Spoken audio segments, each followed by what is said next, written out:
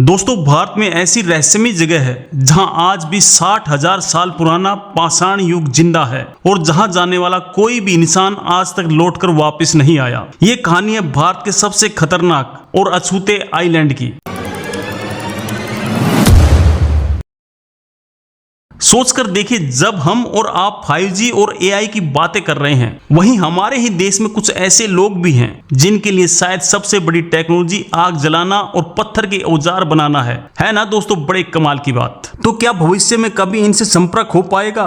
क्या हम कभी जान पाएंगे कि इनके रहस्य क्या है? शायद नहीं, क्योंकि इनसे संपर्क करने का मतलब है इनके अंत की कहानी लिखना। ये एक ऐसा रहस्य है जिसका रहस्य बने रहना ही मानवता के हित में है। एक और अविश्वसनीय तथ्य है, इन लोगों को लोहा बनाना नहीं आता, लेकिन ये लोहे का इस्तेमाल करते हैं। समुद्र किनारे बहकर आए पुराने जहाजों के मलबे से लोहे को निकालकर ये अपने तीर के सिरे बनाते हैं। ये दिखाता है कि ये कितने बुद्धिमान और साधन संपन्न हैं। ये कहानी हमें प्रेरित करती है कि सम्मान का मतलब सिर्फ इंसानों का नहीं, बल्कि उनकी संस्कृति और उनके जीने के तरीके का भी होना चाहिए। भारत सरकार द्वारा इन्हें दी गई ये सुरक्षा किसी भी मुफ्त योजना से बढ़कर है। ये उन्हें जीवन का उपहार देने जैसा है, जहां वो बिना किसी बाहरी दखल के जी सकते हैं। 2018 में अमेरिकी टूरिस्ट जॉन एलन चाउ ने अवैध रूप से इस द्वीप पर जाने की हिम्मत की थी। वो इन्हें ईसाई धर्म के बारे में बताना चाहते थे। मछुआरों को पैसा देकर वो द्वीप के पास पहुंचा।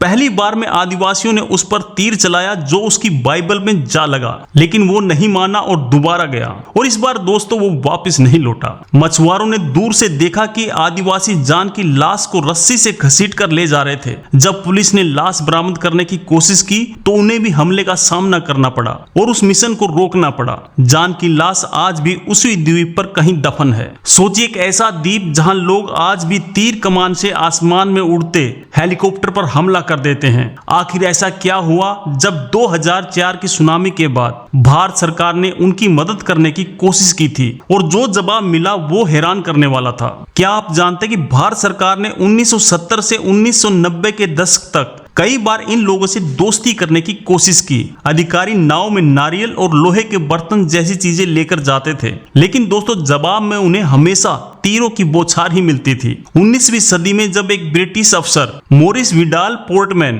कुछ सैटेनली लोगों को पकड़कर पोर्ट ब्लेयर ले गया, तो दोस्तों कुछ ही दिनों में उनमें से 2 की बीमारी से मौत हो गई। जो बच्चे बचे थे उन्हें वापस द्वीप पर छोड़ दिया गया। दोस्तों शायद यही वो घटना थी जिसने इनके मन में बाहरी लोगों के लिए नफरत भर दी। और अब सबसे बड़ा सवाल, सरकार इन्हें बचाती है या इनसे डरती है? सच्चाई ये दोस्तों कि सरकार इन लोगों को बचाना चाहती है हमसे। दोस्तों हमारे शरीर में मौजूद साधारण सर्दी जुकाम के कीटाणु भी इनकी पूरी आबादी को खत्म कर सकते हैं, क्योंकि इनके शरीर में इन बीमारियों से लड़ने की शक्ति नहीं है। ये कोई फिल्म की कहानी नहीं है, बल्कि हमारे अपने भारत के अंडमान निकोबार द्वीप समूह में मौजूद नॉर्थ सेंटिनल आइलैंड की सच्ची हकीकत है। एक ऐसी जनजाति जिसको बाहरी दुनिया के बारे में कुछ भी नहीं पता, ना पैसा, ना धर्म, ना सरकार और ना ही इंटरनेट। भारत सरकार ने इस द्वीप के चारों ओर 5.6 किलोमीटर का एक एक्सक्लूसिव जोन बना रखा है। इस दायरे में जाना, फोटो खींचना या वीडियो बनाना एक गंभीर अपराध माना जाता है, जिसके लिए जेल भी हो सकती है। दोस्तों सरकार किसी भी कीमत पर इन लोगों की दुनिया को सुरक्षित रखना चाहती है। 1991 में पहली बार और आखिरी बार ऐसा हुआ जब ये लोग शांति से किनारे पर आए और सरकारी टीम के हाथों से नारियल लिए, लेकिन इसके बाद उन्होंने फिर कभी किसी को अपने पास तक नहीं आने दिया। आखिर उस दिन ऐसा क्या हुआ था? सबसे डरावनी बात यह कि अगर आप गलती से भी इस द्वीप पर पहुंच गए तो आपको बचाने कोई नहीं आएगा। भारतीय कानून भी आपकी मदद नहीं कर सकता, क्योंकि वहां जाना ही गैर कानूनी है। आप वहां पर पूरी तरह से इन आदिवासियों के रहमो करम पर हो गए। दोस्तों हम लोग EMI और ऑफिस की टेंशन से परेशान होते हैं, तो सोचिए इनकी जिंदगी में क्या टेंशन होगी। शायद बस ये कि आज शिकार मिलेगा या नहीं। दोस्तों कभी कभी लगता है कि असली आजादी शायद यही है। ये दिल छू लेने वाली बात है दोस्तों कि कैसे मुट्ठी भर लोगों ने हजारों सालों से अपनी पहचान और अपनी धरती को बचा कर रखा है। तूफानों, बीमारी और बाहरी दुनिया के खतरों के बावजूद वो आज भी खड़े हैं। ये उनकी हिम्मत और प्रकृति के साथ उनके जुड़ाव की कहानी है। दोस्तों एक छिपी हुई सच्चाई ये भी है कि इन आदिवासियों की सही संख्या किसी को भी नहीं पता। अनुमान है कि ये 50 से 200 के बीच हो सकते हैं। एक छोटी सी गलती और मानव इतिहास की ये अनमोल धरोहर हमेशा के लिए खत्म हो जाएगी। इन लोगों की भाषा क्या है ये कोई नहीं जानता, ये क्या सोचते हैं, इनके रीति रिवाज क्या हैं, ये सब एक रहस्य है। आर्थोलॉजिस्टिक यानी मानव विज्ञान कहते हैं कि इनके संपर्क में आने की कोशिश करना मतलब इनकी संस्कृति और अस्तित्व को हमेशा के लिए मिटा देना है। 2006 में 2 भारतीय मछुआरे गलती से इस द्वीप के बहुत करीब चले गए और सो गए। जब सुबह हुई तो उनकी नाव खाली थी और उनकी लाशें भी कभी नहीं मिली। जब कोस्ट गार्ड का हेलीकॉप्टर लाशें ढूंढने गया तो सेटेनली आदिवासियों ने हेलीकॉप्टर पर हमला कर दिया। दोस्तों, हम भारतीय अतिथि देव भव में विश्वास रखते हैं, लेकिन ये भारत का ही एकमात्र ऐसी जगह है जहां अतिथि का स्वागत तीरों से होता है। ये दिखाता कि हमारा देश कितना विविध है, जहां दोस्तों एक तरफ मंगलयान तो दूसरी तरफ पाषाण युग है। 2004 में जब हिंद महासागर में भयानक सुनामी आई तो सबको लगा कि ये द्वीप और इसके लोग खत्म हो गए होंगे, लेकिन जब भारतीय कोस्ट गार्ड ने हेलीकॉप्टर से सर्वे किया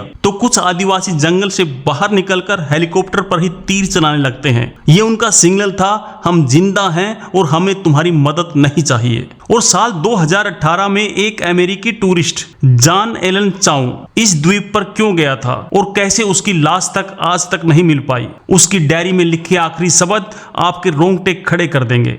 आखिर कौन है ये लोग? क्यों ये बाहरी दुनिया के किसी भी इंसान को देखते ही जान से मार देते हैं? और क्यों भारत की शक्तिशाली सरकार भी अपनी सेना को यहाँ भेजने से डरती है? चलिए दोस्तों, आज इस रहस्य से पर्दा उठाते हैं। क्या आप सोच सकते हैं कि इन लोगों ने आज तक आईना तक नहीं देखा होगा? उन्हें शायद ये भी नहीं पता कि वो दिखते कैसे हैं। उनकी दुनिया बस उतनी ही है जितनी वो अपनी आंखों से देख सकते हैं। चौंकाने वाली बात तो यह है कि यह द्वीप भारत की मुख्य भूमि से 1200 किलोमीटर दूर है, लेकिन फिर भी यह भारत का एक अभिन्न अंग है। एक ऐसा हिस्सा जहां पर भारत का कानून तो लागू होता है, लेकिन वहां के लोगों पर नहीं। एक गुप्त तथ्य यह भी है कि दोस्तों, इस जनजाति के अलावा अंडमान में और भी जनजातियां हैं, जैसे जरावा, जिनसे अब धीरे धीरे संपर्क स्थापित हो रहा है। लेकिन सेंटिनेली लोग इन सबसे अलग और सबसे ज्यादा आक्रामक हैं। वैज्ञानिकों का मानना है कि ये लोग पिछले 60,000 सालों से इसी द्वीप पर रह रहे हैं और ये अफ्रीका से आए पहले इंसानों के सीधे वंशज हो सकते हैं। इसका मतलब जब दुनिया बदल रही थी, ये लोग समय में जैसे जम गए थे।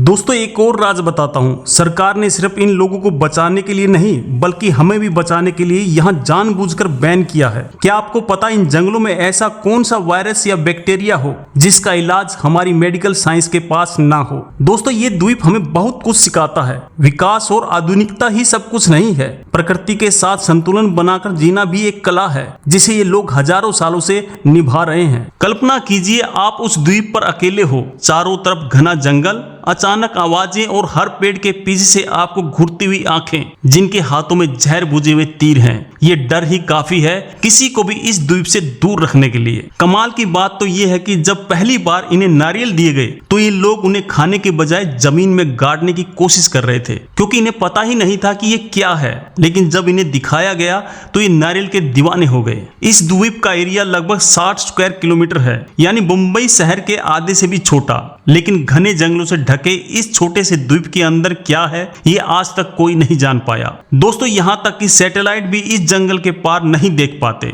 एक चौंकाने वाली सच्चाई ये है कि इन लोगों को अनकाउंटेड ट्रिब्यूट कहना गलत होगा।